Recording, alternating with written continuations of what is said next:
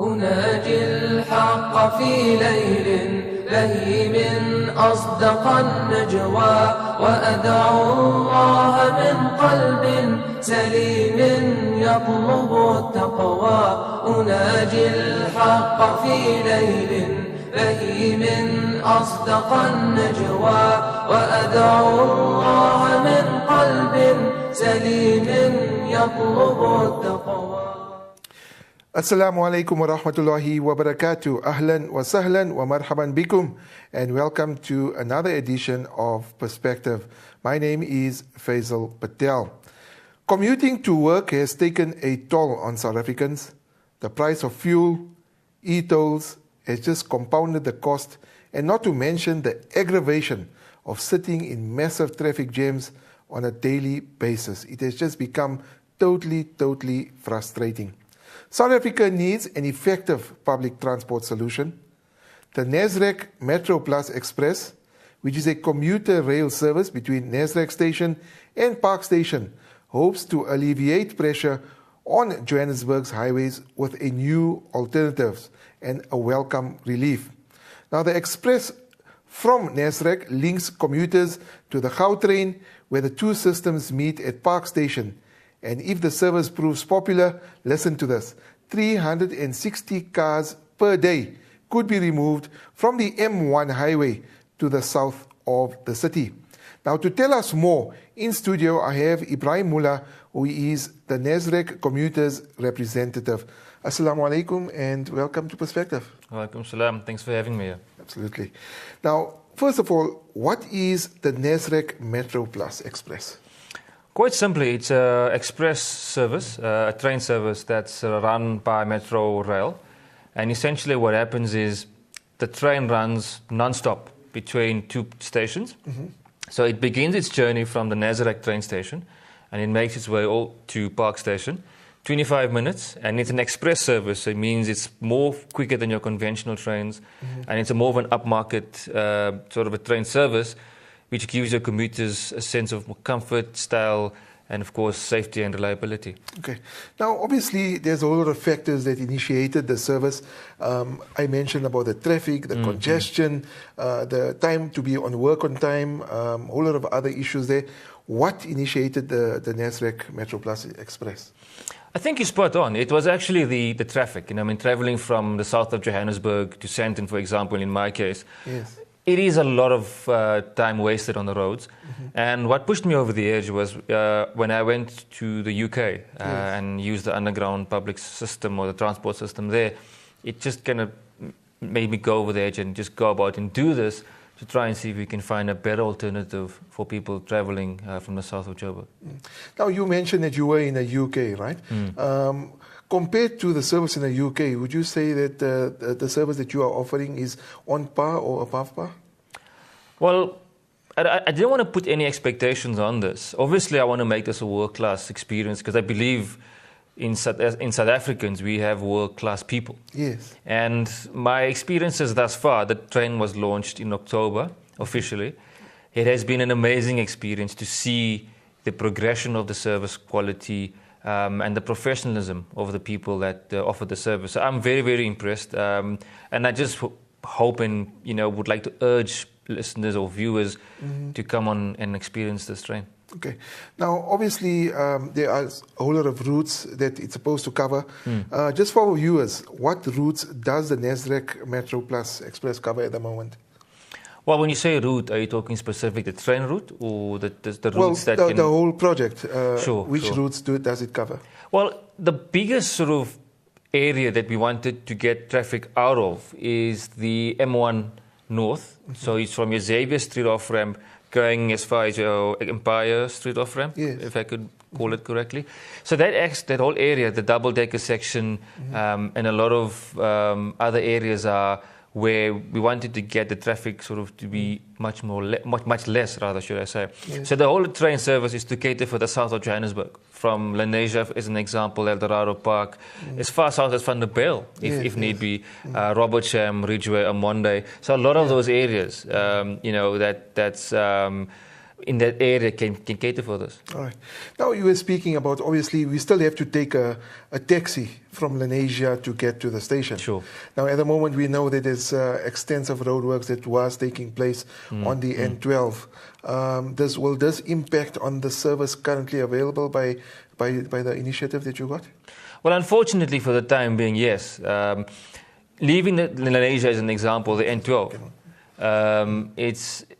it's going to be a bit of a situation, but it's short term. I mean, there are other routes to bypass that for now. This morning, as an example, there were roadworks. We got to the station on time, and we left lanes at the normal time as well. Okay. Now, obviously, there's a lot of benefits that come with the service. Who will benefit the most from this particular service? I suppose anyone traveling north. In my case, I work in Sandton. Yes. So to get to the Gautrain was a problem with normal car driving because you need to get to the station via traffic. Yes. With this train, it takes you straight to Park Station, 25 minutes from Nazareth, and a quick short walk, and then you back onto the Gautrain in 8 minutes time you're in Sandton. Okay. Now, assuming a person is traveling from Lenasia to Sandton, as you mentioned, the total traveling time, from the time he leaves his home to the time he gets to his desk, what are we talking about there? Well, it depends on where you work. Yes. How I calculated it is at specific nodes of commonality, meaning from a station itself at Nazareth to the Gautrain station in Sandton. And that journey is an incredible 34 minutes. So it just depends how far off the stations you are in terms of your office desk. Usually it takes just over an hour from my home in Lenasia to the Sandton Gautrain station, which I find to be quite convenient, bearing in mind you're leaving your home at peak hour traffic, and you can still get to places like Sandton, which is going to be even more worse in terms of traffic. Yes. So I think you should bet around about an hour, 5 minutes. Okay. Now, we know that people still love traveling with their cars. Don't you think that possibly, like, if they use the train and there's an emergency at home, will there be enough sort of trains or trips during the day for them to get back on the time if there is an emergency somewhere? For now, no. You must understand this is a trial period which we're currently running. So there are 2 trains that run in the morning and 2 in the afternoon. Yes. If there's a demand, I don't see why not. I don't see why Metro Rail would not allow for more trains to run. So it's all dependent on the amount of commuters we have and when they use it. So if that's the case, who knows? We can always chat to Metro Rail. Okay. Like, again, I want to expound on that. People love to travel with their cars. I mean, you got a 200,000 car at home or 300,000 car. Your idea to buy that car was probably to travel or whatever the case may be. How do you convince those people to say, you know what, listen, leave your car at home and travel with a train? It's much better. Well, if you value your life, you would give it a serious consideration, because the stress level sitting in the car, no matter how expensive your car is, if traffic is not allowing you to move, your 200,000 rand car is pretty much worthless in terms of the power it generates and whatever it is. I will tell many of your viewers to say, experience the thrill of driving to work or getting to work stress-free. That for me is the winner, because when you might drive a car which is quite fancy. Yes. Your stress levels are going through the roof. So your medical bills are going to pretty much go up just as well. So you might like your car, but you're going to be incurring an additional cost on your health. Yes. And the other thing, if I may add, is your mileage on your car is eating up your service plans much quicker. So you're depreciating the value of your car at a quicker rate. But it boils down to a simple philosophy which we've kind of had at the center of this whole initiative. It's about the human being. It's about you as an individual. Let's get back your life. Let's get the stress levels down. Let's get you more effective, more efficient, and just to enjoy every single day as it stands. Okay. You were saying that you launched in October. Which role players, who do you have involved in the whole launch, and who has come on board? Probably Metro Rail, like you said, probably the Department of Transport. Maybe you can elaborate on that? Sure. The train infrastructure and the rail infrastructure belongs to Metro Rail. Yes. And they were kind enough to engage with us in terms of launching the product. I had to obviously pitch the idea through the normal sort of legal channels, if I may say that. And we've had a very good response. Yeah. At the launch, we've had the CEO of PRASA, and we've also had the MEC for Transport, and he officially launched this train service. So essentially, for the time being, those are the two key role players that we have supporting us and providing us a lot of facilities and operational management as well. Have you got any other role players in the future that will come on board that maybe can subsidize this? It's such a great initiative. Would you maybe possibly pitch it to companies to subsidize the employees' transport? We know that traveling from Lenasia to Sandton or wherever you may work, if you're traveling with somebody, it costs plus minus 1,200 Rand. There's e-tolls that comes on top of it, assuming the person is registered. Have you pitched it to companies to get a subsidy maybe perhaps for the employees? Well, we do have a strategy which we want to roll out in time. And part of that strategy is to engage with your employers at work in the areas of Sandton, for example, to pitch it to them to say, come on board. Commercially, it makes a lot of sense. Yes. But more importantly, from a different type of fringe benefit, where you can get employees, being subsidized, for example, to get to work stress-free. The other thing we wanted to do is perhaps look at your Discovery Vitality Points as an example, or bank-made Vitality Points to award people who use the train service. So it just gets them to be more involved with getting less stress. But it will probably happen over time, and I'm looking forward to that as well. Okay. This evening we're speaking to Ebahim Moolla. He's from the Nasrec Metro Plus Express to ease the congestion on South African roads with a brilliant initiative. We're going to go for a break. After the break, we're going to be continue speaking to Ebahim Moolla. Stay tuned to Perspective. أصدق النجوى وأدعو الله من قلب سليم يطلب التقوى إلهي سرت في ظرف عصيب فاكشف البلوى فيا ربي أنا. Welcome back to Perspective. This evening we're speaking to Ebahim Moolla. He's from the Nasrec Metro Plus Express, a brilliant initiative to ease congestion on South Africa's roads and also to make it sort of stress-free to travel from home to work. We need that. South Africa's roads are totally congested. The traffic time is absolutely ridiculous. Coming to ITV, for me, was absolutely a headache. It was a nightmare. I work in Lenasia. I live in Lenasia. And coming to Sunning Hill is just absolute nightmare with this traffic. So maybe this will ease the congestion that we currently have on South Africa's roads. Now, speaking about the Nasrec Transport Hub, we know that when people think about trains, they think about the danger, you think about bag snatching, you're talking about pickpocketing. How safe is this train? Assuming people want to travel, and I hope they do. How safe is the train? How can they be reassured that the service is absolutely safe? That's a good question. I tell you what, when you experience a train, you suddenly realize that there's a lot of human interaction. Yes. And what I mean by that is there's security at the stations itself, and there's the security in every coach. Yes. So you feel exceptionally safe. In my experiences using the train so far, you're at ease. Yes. And the trains are not the type of trains you think about when you see the normal ones going up and down the railway tracks. Yes. These are Metro Plus trains. So that means they have sort of leather seats. They have, lots of leg room. And you actually get a free newspaper as well on board.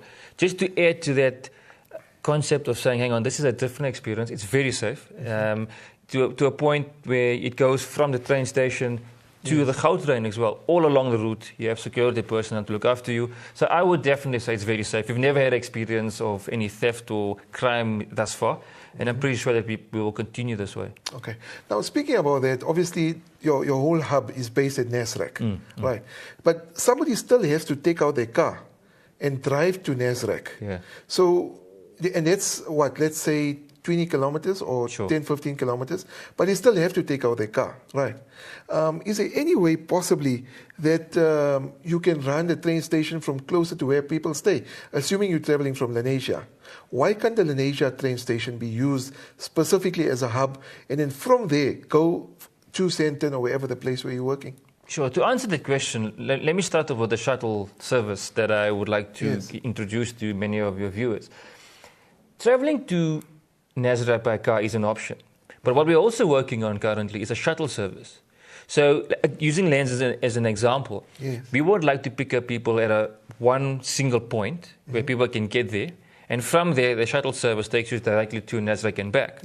So that can be another alternative for people to use as opposed to taking their car. Your second point, and to answer that, I don't see why not. We need people, though, to buy into the concept. We need people to participate in it. And by that I mean is, have a survey, which we will do gladly. And if the demand is there for it, I will gladly, on a personal capacity as well as part of NTH, try and get such a service to come to a place like Indonesia, for example. Okay.